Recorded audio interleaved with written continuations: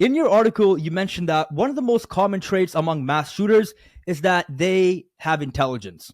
Now, many people will hear that and then they'll find it quite weird to say something like that, right? Because you don't want to give them that compliment. But the reality is, if you do look at a lot of mass shooters and their track records, there is evidence that shows us they do have intelligence.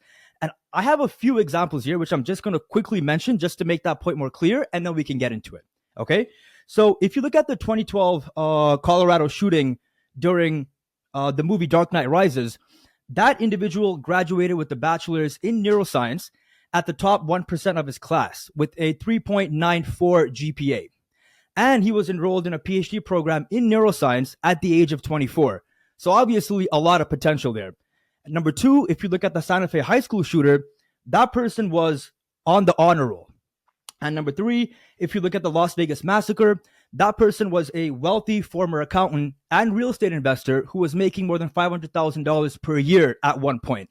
So to have these achievements, you have to have a certain level of cognitive capability, right? Yeah. Now, what I'm wondering is, what are the different life events that lead a person up to a point where they want to become a mass shooter? And what exactly is that thought process? Because normally, if you're intelligent, you'll be able to figure out like what mindset is too extreme and what's not. But they weren't able to do that, right? So again, what are those life events and what is that thought process that's so convincing for them? Right. So first, I want to start with your comment about the fact that they're intelligent, and Yeah.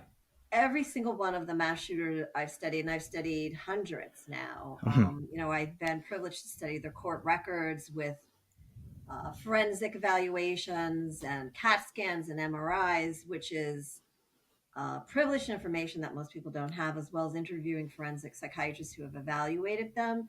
They're all smart. They all have very high IQ.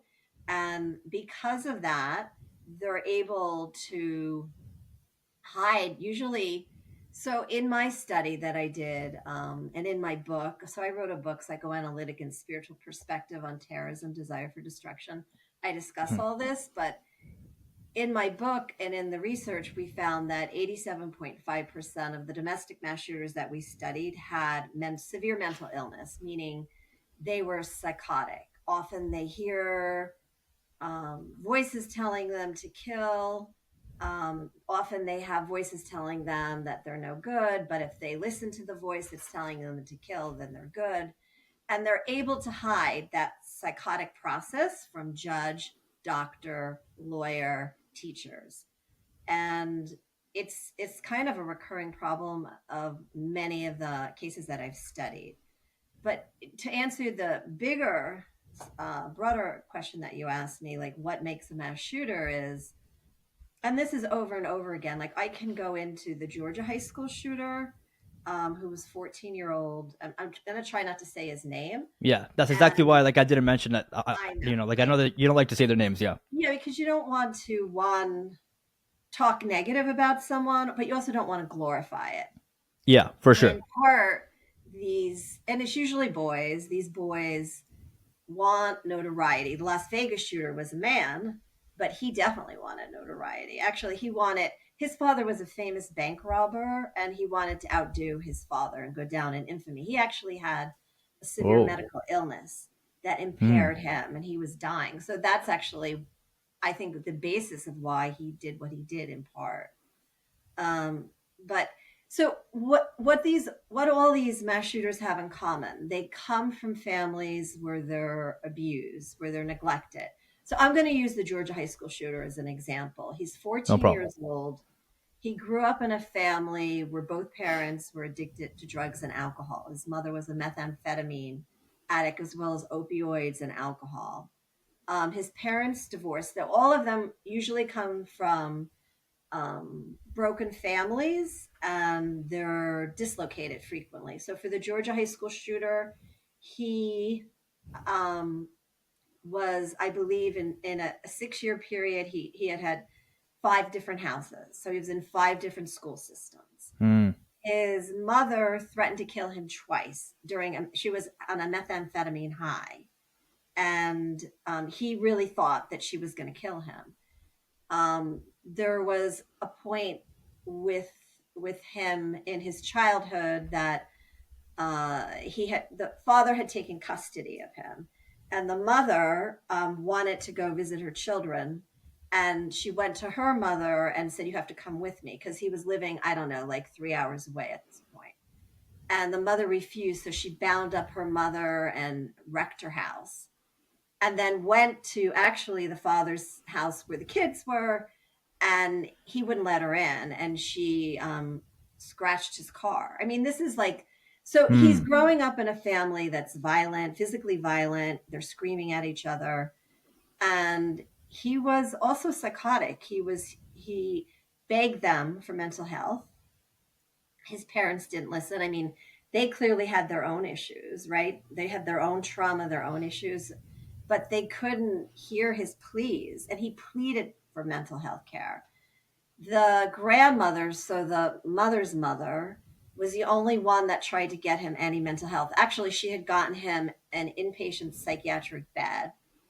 And the father, it was like literally a day before the shooting. So he had a psychiatric bed a day before the shooting, and the father forgot to bring him to the psychiatric Oh, hospital. really?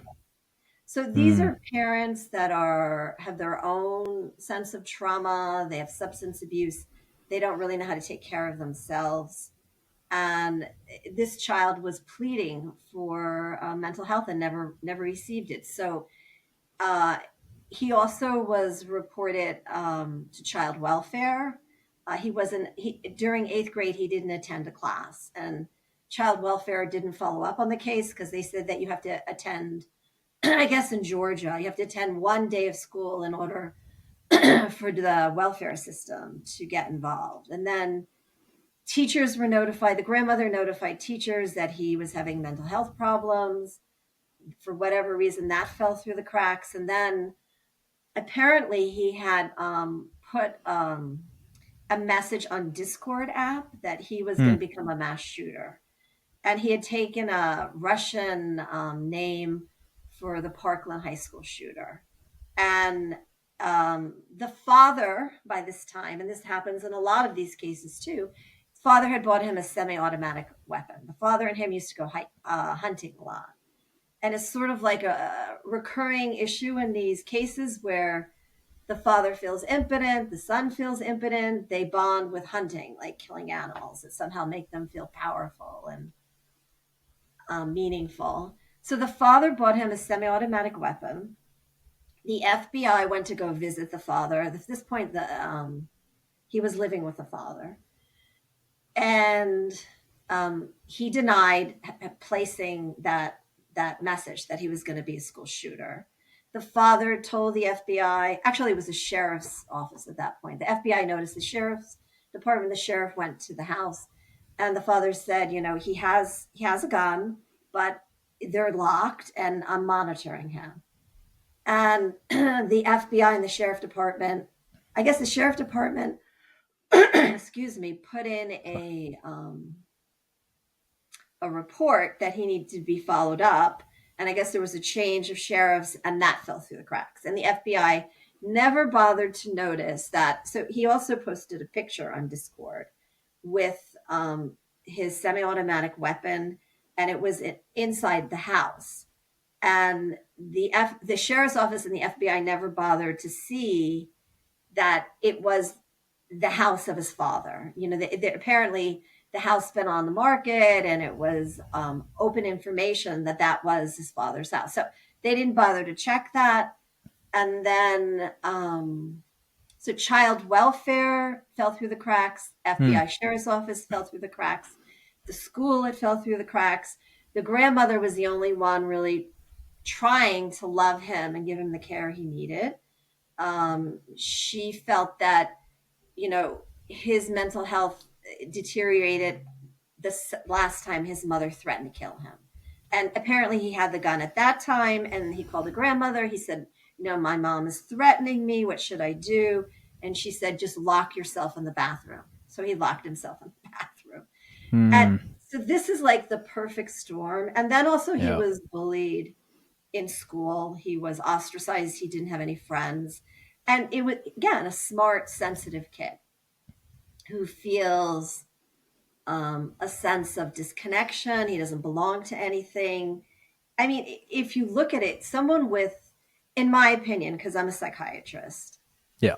someone who has a child, especially, but anyone who has hearing voices telling them to kill, who has delusions, who feels that they're, I don't know, bad or the devil, they need immediate psychiatric medication and care.